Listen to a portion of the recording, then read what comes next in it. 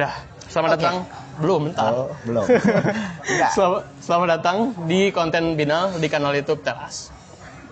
Kali ini sudah kedatangan tamu Herlan Purnomo Syamsi. Syamsi, di kata Syamsi itu ada 2 S. Itu berarti untuk 2 gelarnya. S apa? Satu? Esos sama Esos SH. sama SH.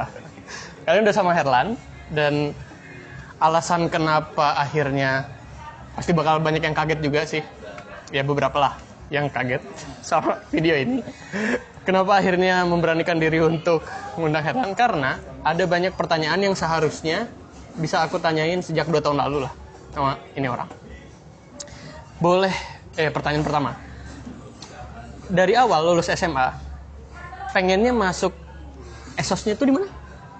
FAI, Fakultas Agama Islam, KPI. Nah, KPI atau emang pengen hukum? Awalnya begini, ini ceritanya cukup rumit. Dulu saya SMA itu nggak kayak Pencarian jati diri. Dulu saya SMA itu nggak seperti sekarang. Jadi Emang sekarang gimana? ya aktif dalam hal-hal yang positif. Terus? Jadi dulu waktu SMA itu saya ya asal selesai aja lah, asal lulus Oke. dan sebagainya seperti itu. Ada hobi nggak waktu SMA?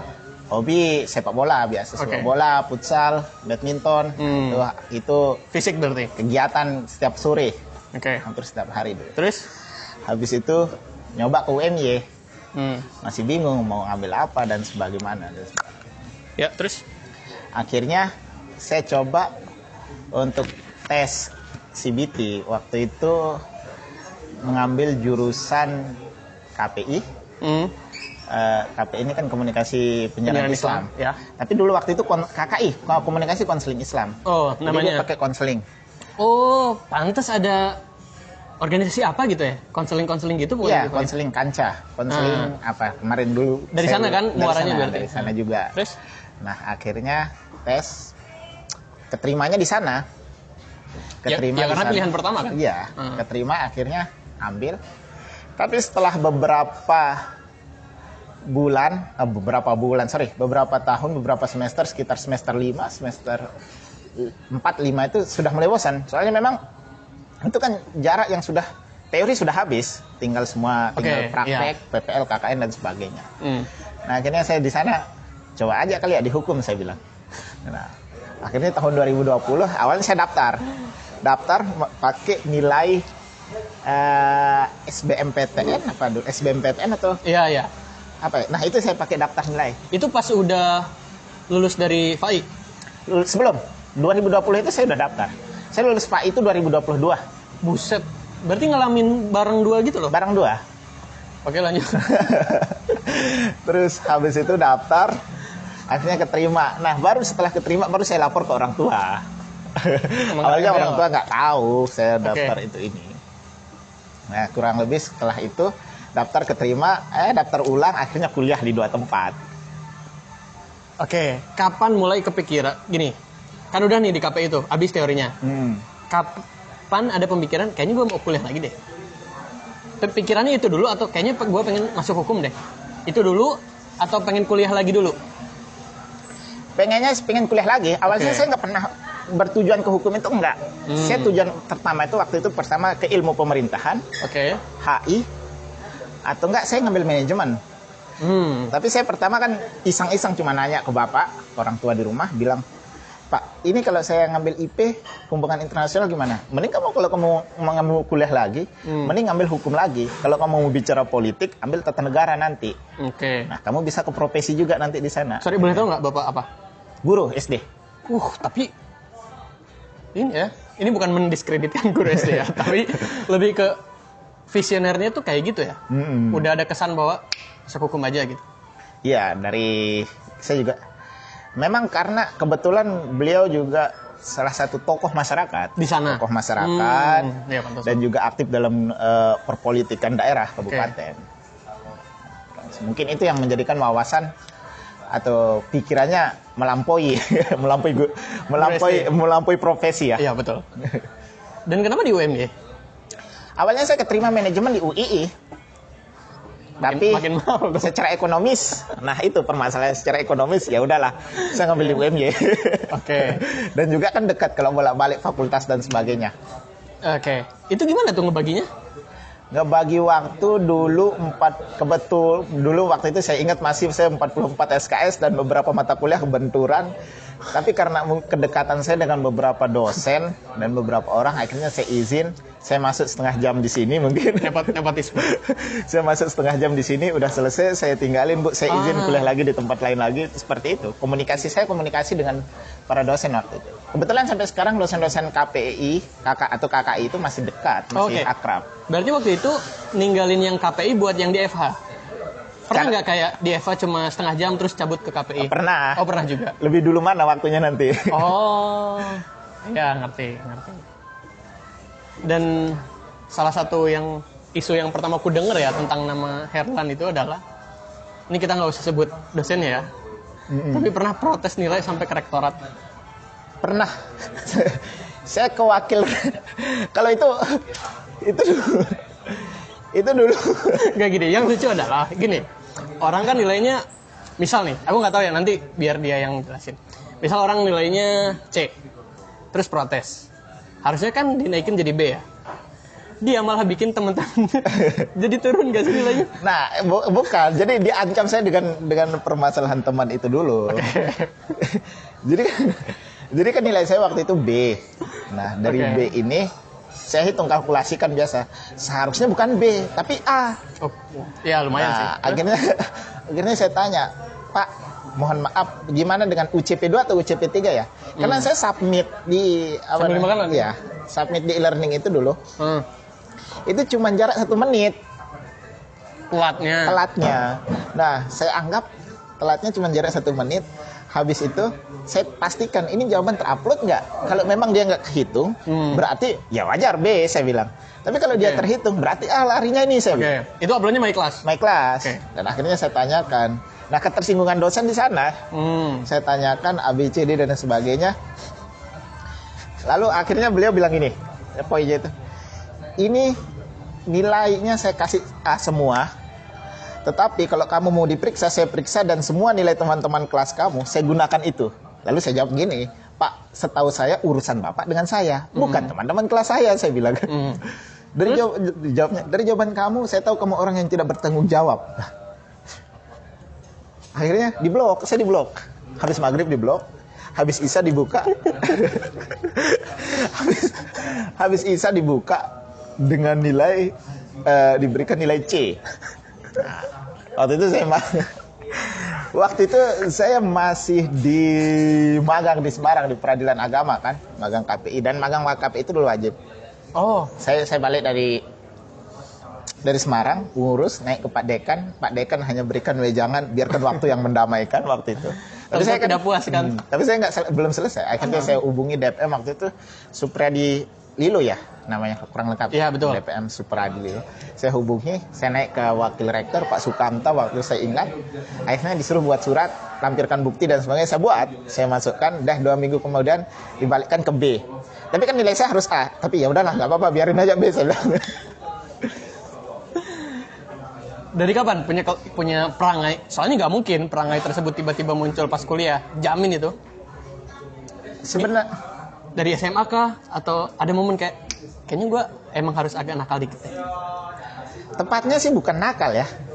Bisa dikatakan vokal berarti. Ya, bisa dikatakan vokal. Karena memang dari SMA itu, karena mungkin lingkungan saya selalu diajak diskusi. Oke. Saya selalu diajak berpikir di luar dari hal-hal normatif.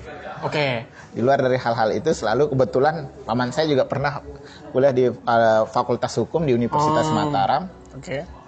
Dan kebetulan kakak saya juga intinya pernah berkuliah juga, berpendidikan dan sebagainya. Nah, tapi ada hal yang unik yang waktu saya SMA, pelajaran itu kok saya rasa ini terus ya. Akhirnya saya coba untuk berdiskusi dengan mereka. Ternyata ada pikiran yang di luar dari hal normatif tersebut. Oke. Nah, dari sana. Itu pas SMA berarti? Pas dari SMA. Oke. Terus? Nah, dari sana hal itu mulai dibangun. Mulai dibangun. Akhirnya masuk terhadap perkuliahan. Ternyata yang dibutuhkan perkuliahan itu adalah vokalnya mahasiswa. Ya. Dan itu sangat berguna. Betul. SMA nggak guna Ya. tentang hal itu. Ya, Karena saya beberapa kali pernah juga diminta untuk keluar kelas karena saya vokal juga. Oh, waktu SMA. Waktu SMA. Nah dari hal Tawan itu, kan berarti dari hal itu oh begini mah ternyata vokal SMA, vokal kuliah dan sebagainya, oh, ternyata bermanfaat juga. Ya benar. Nah soalnya kenapa pertanyaan itu muncul karena aku tuh dulu ya sebenarnya nggak sevokal teman-teman yang lain di Eva lah. Tapi ngerti kenapa ada orang yang vokal dan paham gitu kenapa mereka kayak gitu. Soalnya dulu dari SMP kayaknya, aku kan ikut kayak OSIS gitulah. Kebetulan di OSISku ini kan di Muhammadiyah itu IPM namanya. Iya. Agak unik, ada bidang advokasi. Nah, aku tuh dari SMP kelas 2 itu sampai kelas 12 ketika masuk IPM tuh pasti advokasi. Kerjanya apa? Kerjanya yang ngurusin orang-orang kayak gini. Ngurusin dan ngejembatanin gitu. Misal ada isu apa antar senior, antar junior ketemu mediasi, terus antar ustadz karena dulu di pesantren itu dimediasi gitu. Jadi tahu dan ngerti kenapa dinamika itu ada. Dan biasanya orang-orang yang vokal tuh bukan yang ditakuti guru ya lebih tepatnya, tapi mencegah tindakan semena-mena. Itu pasti itu karena kadang atau kesalahan kecil, misal salah input nilai atau kebijakan peraturan yang kurang masuk akal, itu tuh pasti bakal agak ketahan kalau ada orang-orang yang vokal. Makanya tahu kayak gitu. Nah, waktu milih ketika di FHUMY termasuk cepat nggak sih lulus 4 tahun? Maksudnya itu sesuai ekspektasi yang dihitung di awal nggak? Sebenarnya kurang 4 tahun ya. Ya benar. Okay, kita kurang 4 tahun, 3,7 atau 3,5, 6 ya. 3. Saya buka jaket dulu ya, ternyata panas pembicaraannya. Nggak biasa aja sebenarnya. Cuman nggak ada AC aja, langsung angin. Apa namanya? 3,6 tahun itu kan mungkin beberapa orang menganggap itu cepat karena beberapa orang berpikir makin lama kuliah pengalaman makin banyak yang didapat dan sebagainya. Tapi permasalahannya begini, pernah nggak kita berpikir makin lama kuliah makin banyak bayaran? Iya. Nah, itu yang menjadi dasar. Oke, kalau ekonomi mungkin banyak, kuat dan sebagainya nggak apa-apa. Tapi gimana dengan orang yang tetap memberikan subsidi tetap? Orang tua. Nah, itu yang menjadi pertimbangan. Apakah ini harus diselesaikan cepat atau diselesaikan lambat dan sebagainya. Tapi kan seringkali pikiran itu terkontaminasi dengan hal-hal yang memang mereka dahulukan daripada memikirkan orang-orang di rumah. Oh ya. Sering hal-hal itu menjadi sebuah gangguan. Sebetulnya menjadi distraction-nya itu sering menjadi hal seperti itu. Dan begini, saya mau tambahkan begini juga. Misalnya untuk pengalaman itu 3,5 tahun itu saya rasa cukup juga. Untuk kuliah? Untuk kuliah dan untuk mendapatkan pengalaman. Kenapa saya merasakan cukup? Asalkan dia tetap aktif. Dia tetap bisa balance antara perkuliahan dengan aktivis atau misalnya dengan organisasi-organisasi yang diemban. Seperti misalnya beberapa teman saya kan 2 kali kayak Alvino lah, kayak disebut Alvino. Itu kan 2 kali ketua DPM. Dan dia selesai cepat. Betul, selesai cepat. Dia Maret. Dia IMM juga. IMM, DPM. Atau beberapa orang, contoh juga teman saya. Mabuk juga dia tuh. Terus mungkin ada Amir Hamzah juga kan. Amir Hamzah, siapa nggak kenal Amir Hamzah? MC kondang yang sekarang berkiprah di Jakarta. Dia selesai cepat juga. Bahkan 3,3 dia selesai Maret juga. Cepat. Dia ketua HMJ, dia MC, dia aktivis dan sebagainya. FAI berarti? FAI. Nah, itu kan tergantung bagaimana caranya memanajemen waktu, memanage. Nah, memang kesusahan mahasiswa di sana. Dan saya kalau dihitung-hitung 2 kali kuliah cukup selesai 5 tahun apa ya? Nah, ini sebenarnya aku tuh sering mantau banyak orang lah. Mantau banyak orang tuh dari sosmed, terus dari grup, banyak lah. Terus denger-denger isu. Herlan ini aku kan sebenarnya ada di grup LSDC lah. Apa? Ada aku tuh. Ada. Oh, iya. Nah, dia sering dia sering nge-share sesuatu yang memicu bukan memicu konflik ya. Aku mau memicu perdebatan. Waktu itu tentang apa ya? Pokoknya sampai Bang Dandi masuk, Bang Apaya masuk, Drupadi, terus siapa, tek. Kenapa seneng banget? Ini mungkin pertanyaan banyak orang ya. Oh iya, itu saya ingat. Itu puasa, saya ingat. Itu tentang student government. Ya, berarti pemilu dong. Waktu pemilu nggak sih? Pemilu. Jadi pertanyaan bukan tentang itu. Pertanyaanku adalah, kenapa senang micu perdebatan? Oh. Itu aja sih. Begini. Sering kali orang itu kan bicara seperti begini. Kita butuh pikiran kritis. Kita butuh perdebatan. Kita butuh pikiran-pikiran alternatif. Tapi sering orang menghindari perdebatan. Ngerasa nggak? Iya, betul. Alasannya pertama gini, pasti sering digunakan dikutip-kutip kata-kata bijak. Lebih baik berdebat dengan 100 orang pintar daripada 1 orang. Padahal dia menghindar. Oh iya. Ya benar. Konteksnya berbeda, saya bilang. Nah, bagi saya perdebatan itu adalah mengaktifkan pikiran dan mempertahankan argumentasi. Semakin dia perdalam perdebatannya, semakin diperhalus. Iya. Semakin dipertajam, semakin diperhalus serat-serat argumentasi itu bisa dilihat. Jadi perdebatan itu kita bisa tahu pikiran orang ini mengarah kemana. Oke. Dia diurai ranting pohon, akar dan sebagainya bisa diurai di sana. Nah itu fungsi dari perdebatan. Oke. Tapi kan orang seringkali bahwa perdebatnya nggak guna. Iya kalau debatnya kusir. Ya. Tapi kalau debatnya secara argumentatif itu sangat membantu kita di dalam intelektual kita bertumbuh. Oke. Kalau aku nangkepnya ya, kalau aku simpulin, kenapa suka memicu perdebatan? Karena seneng aja beradu argumen sama orang. Yes, itu. Benar. Soalnya dulu waktu aku di BEM, salah satu perdebatanku sama dia tuh ngomongin aturan di KPU kalau nggak salah. Ini template soalnya ya. Kenapa? Waktu itu persoalan tentang threshold.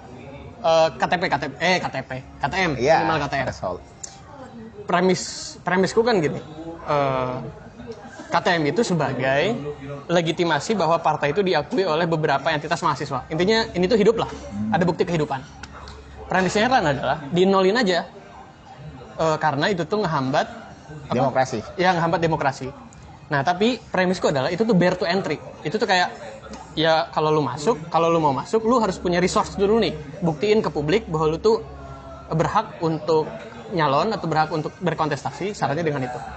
Terus dia ngomongnya gini, aku nanya, pernah nggak ada partai yang ngerasa keberatan dengan itu dan dia tidak jadi daftar? Terus dia jawab, nggak ada. Ya udah, berarti nggak ada masalah dong. Terus jawaban Erlang tuh bilang, iya sebenarnya kami tuh sanggup aja sih, mau 300, mau 500, itu memperkuat argumenku. Ya udah kalau misalnya kayak gitu, ya udah nggak jadi masalah dong. Terus diem, ditutup deh forumnya. Itu waktu pemilu kemarin 2023. Iya. Nah itu tuh sebenarnya salah satu perdebatan yang bukan aku inginkan ya. Tentu perdebatan itu kan secara moral itu kan dihindari ya. Tapi secara kalau emang pengen adu argumen ya jadi seru gitu. Ketika satu orang punya argumentasi dibantah sama argumentasi lain, alhasil kalau misalnya urusan politik kan nemu kompromi tuh. Kayak oke, lu pengennya ini, premisnya ini, kita gabung ke sana. Itu. Dan di beberapa uji publik undang-undang pun sering datang kan beberapa kali. Ya. FH itu saya datang. Ya, saya datang. Seru soalnya. Seru karena ya harus dibuktiin aja bahwa kuat-kuatan argumentasi gitu di sana. Nah, oke, itu salah satu irisan pertemuanku sama Herlan di beberapa momen. Terus, tentu teman-teman pasti menunggu obrolan ini. Obrolannya adalah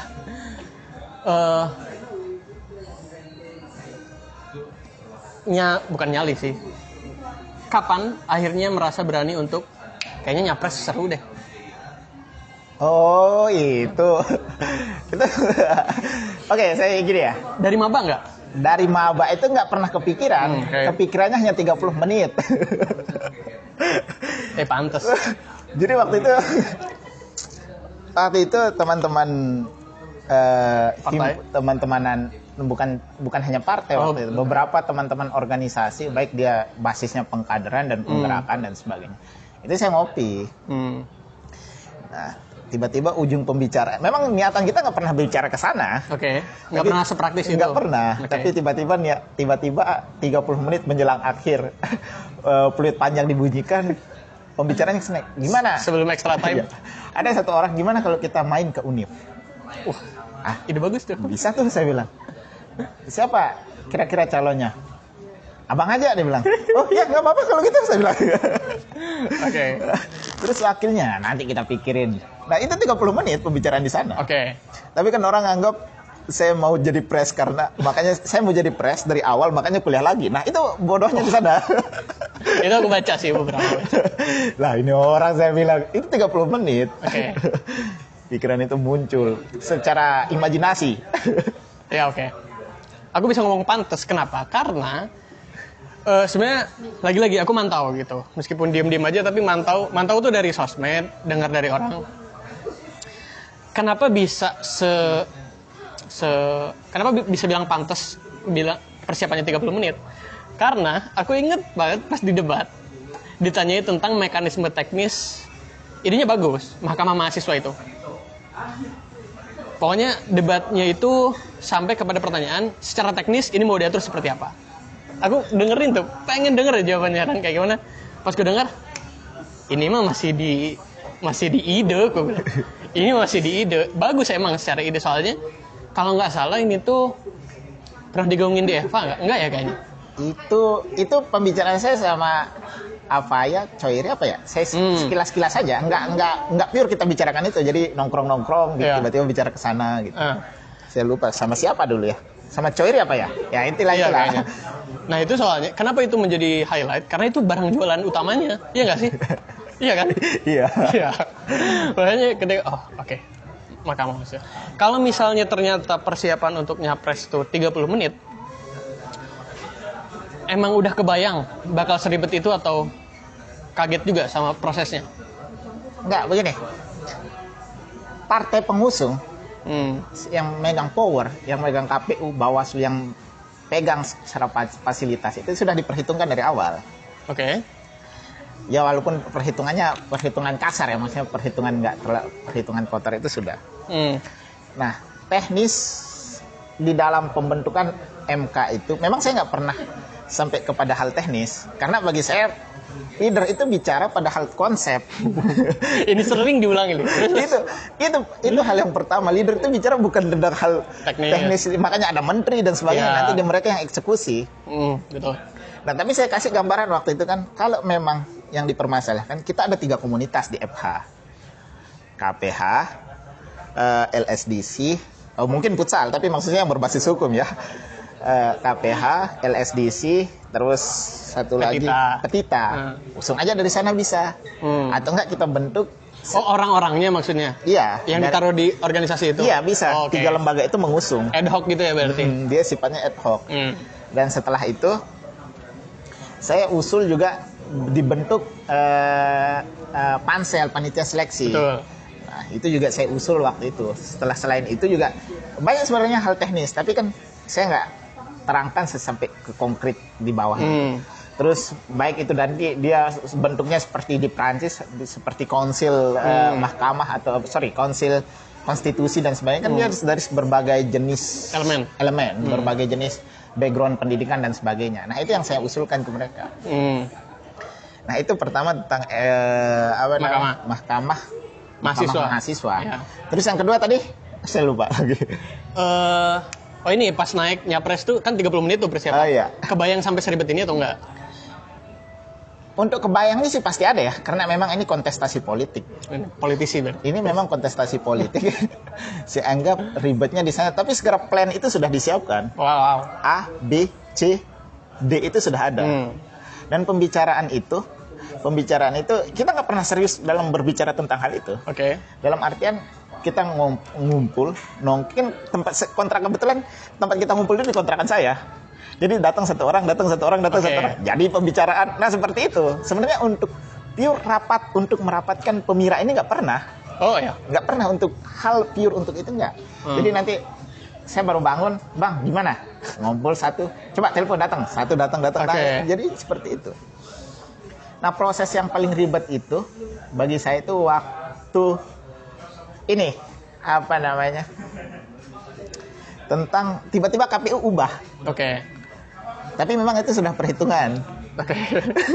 Udah diubah, makanya outputnya saya ke DPM. Nah, itu menarik juga tuh.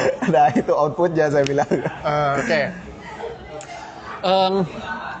Waktu itu calon wakilmu tuh dari Visipol ya? Visipol, HI. Dia angkatan? Angkatan 21. Dia 21 dia. Dia ngambil dari PITA atau himpunan waktu itu? Dia PITA juga. Oh, PITA juga. Dia himpunan mahasiswa Islam juga. Oke.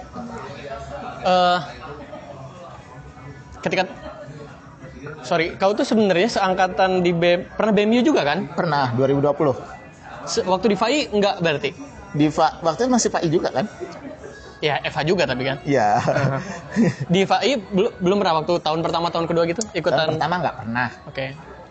Iya, nggak pernah sama sekali. Nah, ini yang selalu, bukannya angkuhan ya, tapi lebih ke kadang orang-orang semacam Herlan, kan ada banyak tuh. Itu, apa ya, bukan menyepelekan, tapi lebih tepatnya kurang memiliki kemampuan teknis untuk menjalankan roda organisasi secara birokratis. Ya. Itu sering luput dari beberapa temen yang aktif di kemahasiswaan yang berakibat pada organisasinya itu jadi gak sehat, telat, ngaret, terus basis kepentingan politik lebih besar daripada basis program kerja. Ya. Itu sering ada ketemu tuh. Nah, kadang orang-orangnya itu bukan tidak mau mengerti ya, sangat sedikit waktu yang mereka punya untuk mempelajari bahwa organisasi itu harus berjalan secara birokratis. Kadang, misal pertanyaan teknis tentang mahkamah mahasiswa tuh, ketika kau berdalih bahwa ya ketua tuh di ide aja gitu, kan ada kementerian teknis. Sayangnya, kementerian teknis tuh nggak bisa ngerti gimana ya. Kadang ide tuh di kita ya, ketika dikasih ke orang tuh nggak ngerti juga gitu, cara garapnya gimana. Makanya salah satu syarat untuk menjadi ketua bagiku, selain berani, dia juga harus cakap secara teknis gitu. Supaya apa? Supaya nanti ke ranah mekanisme teknis bisa berjalan. Ketika di DPM, kan itu output dari ide nyapres kan sebetulnya. Apa yang sebenarnya, ada nggak sih kayak, oke, meskipun ini output dari nyapres, gue jadi ketua DPM, ada nggak sih ide yang harus, bukan diwariskan ya, lebih tepatnya, kayaknya ada ide baru yang harus dibuat ke depannya DPM ini harus kayak gimana? Oh iya. Itu. Kemarin sebelum selesai itu saya tinggalkan draft undang-undang dasar mahasiswa saya tinggalkan. Peraturan pembentukan undang-undang juga saya udah sebenarnya tinggal disosialisasikan semua. Okay. Terus undang-undang pemira itu saya jadikan satu seperti undang-undang nomor 7 tahun 17 ya, undang-undang pilkada itu. Pemilu. Pemilu itu 10 2016. Bukannya tahun 2017. 17 mah pilkada. Masa? Kebalik. Pilkada 10 2016, pemilu 2017. 17 ya benar. 2017 itu saya jadikan satu semua. Bawaslu, KPU, perannya itu tinggal dia buka. Tinggal secara sistematis. Oke, ngerti. Nah, itu undang-undang itu sudah saya tinggalkan. Draft itu sudah ada. Ini revolusi payung hukum yang sebenarnya yang terobosan yang baru karena dia mencakup segala fakultas, tapi bukan dalam artian bahwa dia akan dikekang. Nah, ini sebenarnya makanya kemarin itu sebenarnya niat saya itu sebelum saya wisuda saya harus sosialisasikan. Ya. Tapi kelihatannya tidak bisa. Akhirnya saya selesaikan semua draftnya, lalu saya berikan ke DPM selanjutnya. Ini tinggal disosialisasikan dan pengesahan paripurna. Semua clear, tidak ada lagi. Kalau mau dihadirkan, saya waktu sosialisasi juga tidak apa-apa, tergantung forum besok, saya bilang. Nah, ini yang saya tunggu sebenarnya dari teman-teman DPM selanjutnya. Nah, itu terobosan hukum baru. Karena kan kita selama ini, kita selama ini menggunakan ADART, ya, KM. Saya bilang ADART itu berbeda dengan konstitusi dasar. Oke. Kenapa saya bilang seperti itu? ADART itu diubah 1 kali setahun. Sementara konstitusi itu perubahannya itu sulit, agak limet karena menjaga marwahnya yang agar tidak mudah untuk diubah. Iya, betul. Nah, itu yang saya terangkan, beda kan. Isinya pun berbeda, saya bilang. Konstitusi itu sesuatu hal yang mencakup semua elemen ada di sana. Lambang negara, perlindungan dan sebagainya. Nah, ADART hanya mencakup bagian internal. Oke. Makanya kan urusan parpol, rumah tangga doang ya di dalam. Makanya kan parpol pakai itu. Iya, betul. Nggak mungkin parpol punya konstitusi lagi. Ya. Atau parpol ngurusin parpol lain. Nah, itu yang saya terangkan ke teman-teman waktu itu. Oh, ya udah kalau gitu. Tapi sayangnya ada buzzer salah satu. Nah, ini bodohnya buzzer itu. Dia bilang dia anggap waktu itu ADART yang saya bilang itu saya samakan dengan konstitusi atau gimana ya bunyinya, intinya itu buzzer itu agak sedikit, kalau jadi buzzer itu agak sedikit, sebenarnya saya minta dia sedikit paham saja. Tapi ini orang saya bilang ngapain saya tanggapi lagi, saya bilang ya udah saya biarin aja. Saya bilang ketika di DPM aku ngelihat ini sih pertanyaan ke semua orang yang pernah jadi ketua. Sebagai ketua yang gerak sendiri, capek nggak? Kenapa gue bilang bisa Herlan gerak sendiri? Karena di IG DPM, kalau diperhatiin, tulisan-tulisannya tuh Herlan lagi. Itu gimana tuh?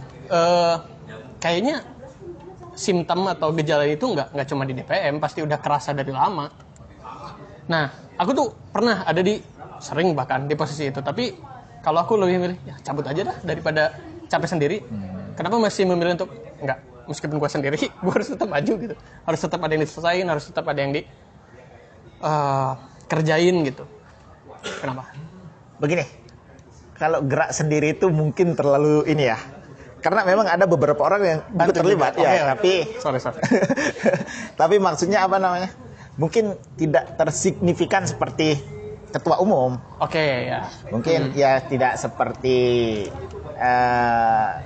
terlalu banyak seperti ketua umum dan sebagainya. Begini, ketua umum itu ada satu tulisan ini dari senior lawyer, advokat, dia bilang gini, dosa organisasi adalah dosa ketua umum. Nah, itu tulis saya namanya Rizal Pahlawan. Tulisannya seperti itu. Kenapa ya? Memang cocok karena tanggung jawab terakhir itu selalu yang disorot adalah ketua umum. Penanggung jawaban terakhir selalu berada di ketua umum dan sebagainya. Terus amin. Nah, sehingga misalnya kalau roda organisasi ini berhenti atau lembaga ini berhenti, yang disorot bukan para pengurus yang lain, ketua umum. Nah, ini juga menjadi beban. Mau nggak mau ya udah diambil alih, digerakkan dan sebagainya. Dan itu memang membentuk karakter. Kalau nggak terbiasa seperti itu, mungkin akan ya kalau dalam bahasa psikologinya dia nggak fight lagi, dia akan fly, terbang, terbawa, melamun dan sebagainya.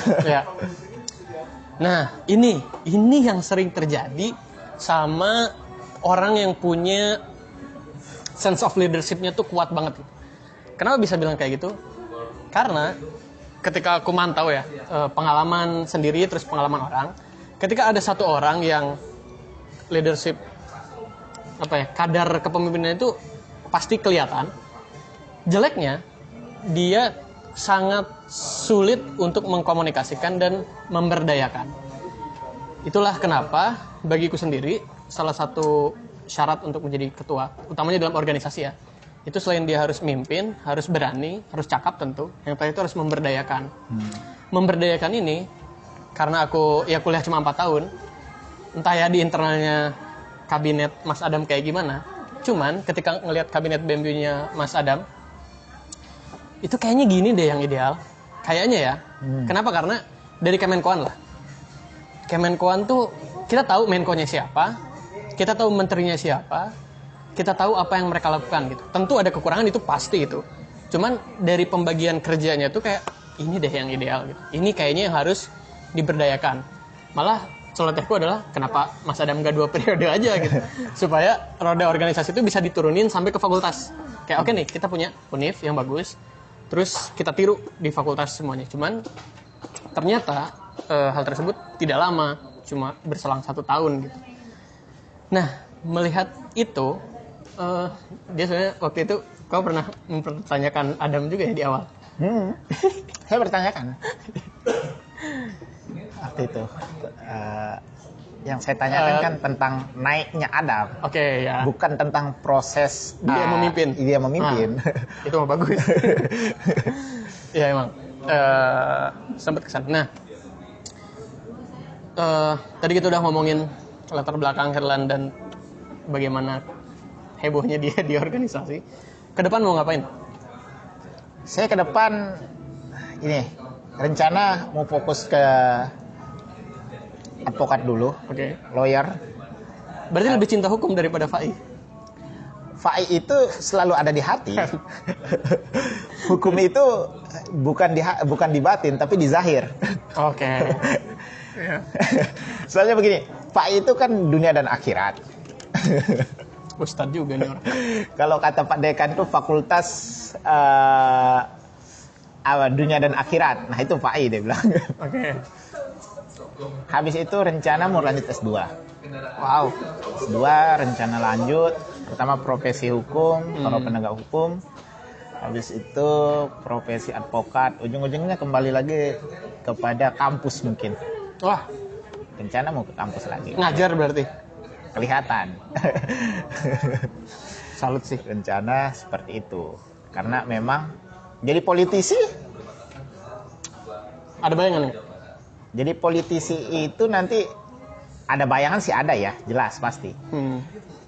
Tapi dari pengalaman nanti dari ketua umum tidak boleh ucapkan ya memang nggak boleh. Nah, jadi ada dilematis, ada kekangan dalam politik. Oke. Karena memang kepentingan kita, kepentingan ya. baik itu individu maupun kepentingan kelompok, partai. Ya.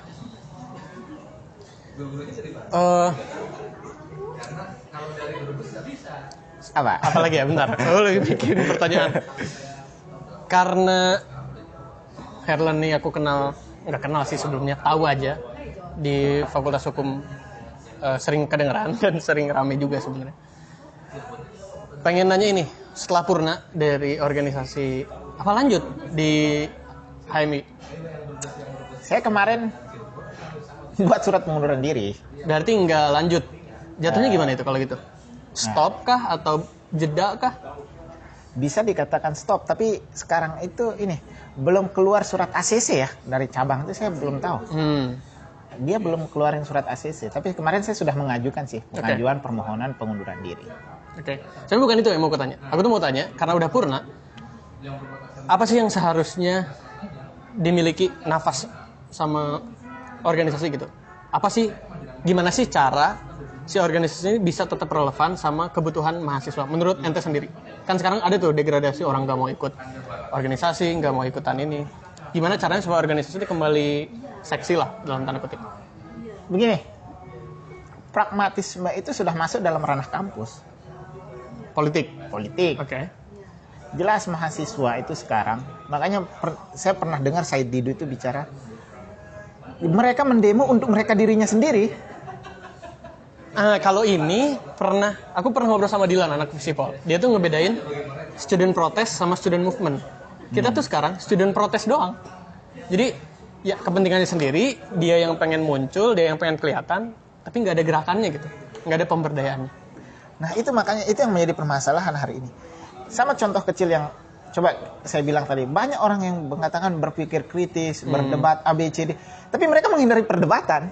Oke. Nah seperti itu kurang lebih kalau saya lihat. Sekarang orang berbicara tentang misalnya justice, orang berbicara tentang keadilan. Bagaimana caranya mahasiswa, ya mungkin ini terdengar agak sedikit klise ya. Keroki gerung-gerungan. Maksudnya dalam artian orang sering bilang gini kan, orang sering bilang bahwa mahasiswa agent of change, mahasiswa social control. Nah itu sering kali menjadi doktrin dan sebagainya. Nah, yang menjadi pertanyaannya hari ini adalah sejauh mana mahasiswa itu menjadi agen perubahan? Oke.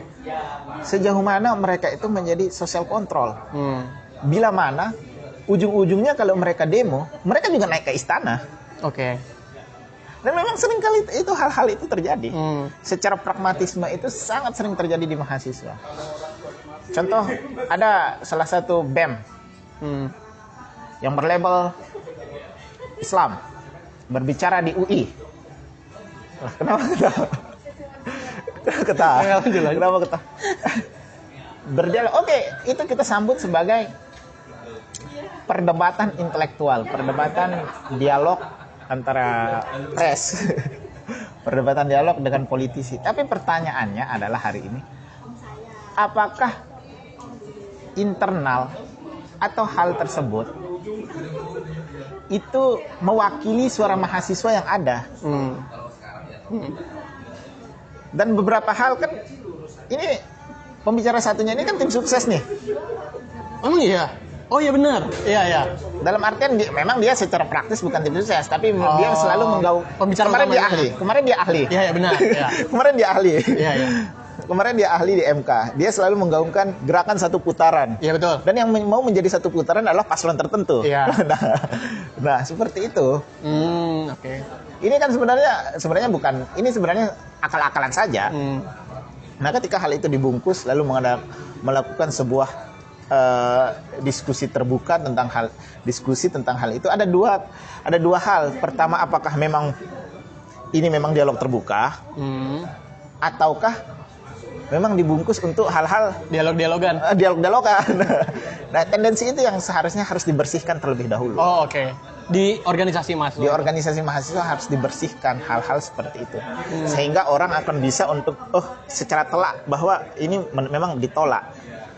Ini memang tidak ada pragmatisme. Sikapnya harus jelas gitu. Harus jelas. Dia nggak boleh bersikap seperti abu-abu, pura-pura dan sebagainya. Itu yang harus dipertegas. Oke, kami tolak paslon ini berbicara ataupun menyampaikan kampanyenya hari ini. Tapi ada isunya, Herlan, ke sana juga.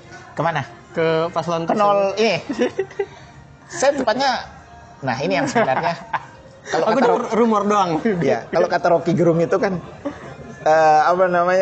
jari saya tidak ada tinta birunya. Oh, putih. Nah, saya seperti itulah. Sama, soalnya waktu pemira mahasiswa Herlanek juga jariku putih. Kemarin ini saya begini, saya memang condong ke satu paslon. Oke.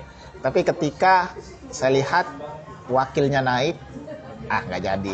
Mengecewakan. Saya condong ke satu paslon lagi. Andaikan dia jadi angkat wakilnya yang memang digadang-gadang yang pertama, itu saya condong tetap ke dia. Oke. Tapi karena yang dipilih juga lain lagi, nggak jadi. Yang satu wakilnya bagus banget. secara ini dia pernah loh, yudisial pernah. Tapi ini legislatif pernah. Tapi merah. Legislatif dia pernah. Semuanya pernah. Yudikatif dia pernah. Eksekutif dia pernah. Jadi pengalaman itu yang kita butuhkan. Tapi kalau saya lihat track record dari beliau yang 01-nya katakanlah bukan wakilnya, presnya langsung. Ya. Track recordnya saya lihat wadas belum terselesaikan. Oh, oke. HBCD dan sebagainya. 03 itu. 03. Oh, 03. 01 lah, itu belum terselesaikan dan sebagainya. Nah, itulah ya akhirnya jari saya nggak menjadi biru. Tapi bajunya biru. Bajunya abu-abu. Ini kayak politisi. Pertanyaan terakhir. Masih ada harapan nggak di organisasi mahasiswa? Buat mahasiswa, masih ada harapan nggak? Masih. Bagus. Saya sampai sekarang itu menaruh harapan besar bahwa memang organisasi mahasiswa itu harus kembali dipulihkan, kembali dijernihkan, agar memang dia kembali terhadap ranah yang namanya mahasiswa. Mahasiswa itu kan maha dari segala siswa. Ya. Jadi itu paling gampang sih. Jadi maha dari segala siswa, dia merdeka pikiran dan sebagainya organisasi. Benar tadi, bahwasanya lebih dahulukan proker daripada kepentingan pragmatis, politis dan sebagainya. Karena proker itu yang akan mendewasakan, memberikan pengetahuan dan sebagainya. Itu yang saya selalu tuangkan harapan besar kepada mahasiswa sekarang. Dia mampu untuk kembali jernih dan pulih terhadap keadaan sekarang. Udah cukup. Coba gini, I love you Siti. Ini kemarin pres itu ngechat saya di WA. Dia bilang, ini verbatimnya saya kurang hafal ya, tapi poinnya bahwa dia bilang gini, kita sudah berhenti ya berantem dan sebagainya. Lalu saya jawab gini, saya rasa itu bukan berantem ya, karena memang tupoksi saya jadi DPM. Setelah saya selesai DPM ya udah apa yang perlu dikritik. Maksudnya apa yang perlu saya terlalu garang seperti DPM? Lucu banget soalnya, lucu banget. Itu aja, terima kasih Erlan sudah mau di wajah sebenarnya senior ini. Senior sekali. Enggak, saya seangkatan kok. Kita sama-sama 2020. Iya, kalau di Eva. Terima kasih sudah mau datang, sudah mau ditanya-tanya, dan semoga semua capaian ke depan itu tercapai dengan baik. Amin, amin ya rabbal alamin. Amin. Ada yang mau disampaikan dulu nggak? Semua ditutup. Kalau nggak, aku tutup. Saya berpesan, ini bukan hanya kepada mahasiswa, termasuk kita semua, bahwa hidup itu lurus-lurus saja. Biar kita nggak hidup dalam kepalsuan yang menghasilkan ketakutan. Karena kejujuran itu akan menghasilkan tentang kebenaran dan keberanian. Itu saja dari saya. Nanti aku jadiin quotes nanti. Thank you. Oke.